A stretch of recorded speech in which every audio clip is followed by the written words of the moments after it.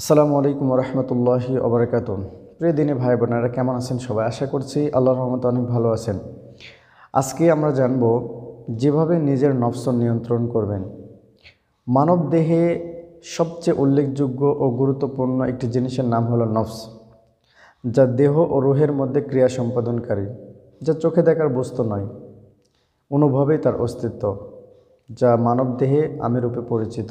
এ সম্পর্কে আল্লাহ সুবহানাহু ওয়া তাআলা পবিত্র কোরআনুল কারিমে সূরা আশ-শামসের 9 থেকে 10 নম্বর আয়াতে বলেন, কদ আফলাহা মান যাক্কাহা ওয়া কদ খাবা মান দাসসাহা। অবশ্যই সফলকাম হয়েছে সেই ব্যক্তি যে নিজেকে নফস বা আত্মা পরিশুদ্ধ করেছে, আর বিফল হয়েছে সেই ব্যক্তি যে নিজেকে পাপাচারে কুলসিত করেছে।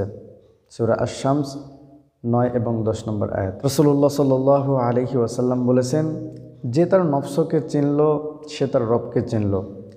নফসই হলো মানব দেহের সমস্ত কিছুর মূল। কিভাবে খারাপ নফস থেকে আমরা নিজেদেরকে হেফাজত করে খারাপ সকল কাজ থেকে মুক্তি লাভ করতে পারি জেনে নিই চলুন। ফজরের পরে না ঘুমানোর অভ্যাস করুন।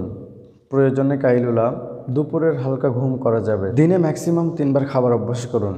সকাল, দুপুর ও রাতের খাবারের মাঝখানে হাবিজাবি খাবার যেমন ফাস্টফুড এগুলো খাওয়া যাবে না।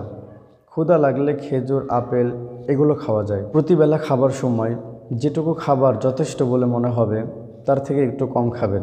অপ্রয়োজনীয় কথা বলা থেকে বিরত থাকতে হবে। কোনো মন্তব্য করার আগে একবার চিন্তা করুন, এই কথাটা আপনি না বললে কোনো লস আছে? বলাটা কি আবশ্যক? উত্তর না হলে ওই কথা বলার দরকার নাই। সকাল সন্ধ্যার জিকির আজগার করুন। ইশরাকের সলাতের অভ্যাস করতে হবে। প্রতিদিন কোরআন তেলাওয়াতের অভ্যাস করতে হবে। হতে পারে 1 রুকু থেকে 1 পারা, যে কোনো পরিমাণ। ঘুমের পরিমাণ কমাতে হবে। ফজরের পরে কিছুক্ষণ ব্যায়ামের অভ্যাস করা। আর কিছু না পারলে 10 থেকে 15 মিনিট জগিং করে এসে গোসল করে ইশরাকের সলাত পড়ার অভ্যাস করা। দৃষ্টি অবনত রাখা।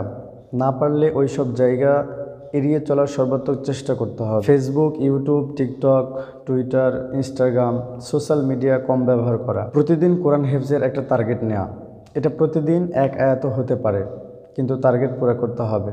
এটা খুব গুরুত্বপূর্ণ। বিশেষ করে রাতে ভরপেট খাওয়া পরিহার করতে হবে। রাতে ঘুমানোর পূর্বে ওযু করে 2 রাকাত নফল সালাত আদায় করে নিন এবং ঘুম না আসা পর্যন্ত আস্তাগফিরুল্লাহ পড়তে থাকুন। তাহাজ্জুদ সালাতের অভ্যাস করুন নিয়মিত। ইনশাআল্লাহ রাব্বে কারিম আপনার অন্তরকে প্রশান্ত করে দিবেন। ভিডিওটি যদি ভালো লেগে থাকে তাহলে অবশ্যই একটি লাইক দিবেন এবং সাবস্ক্রাইব করে পাশে থাকা বেল আইকনটিকে অন করে দিবেন।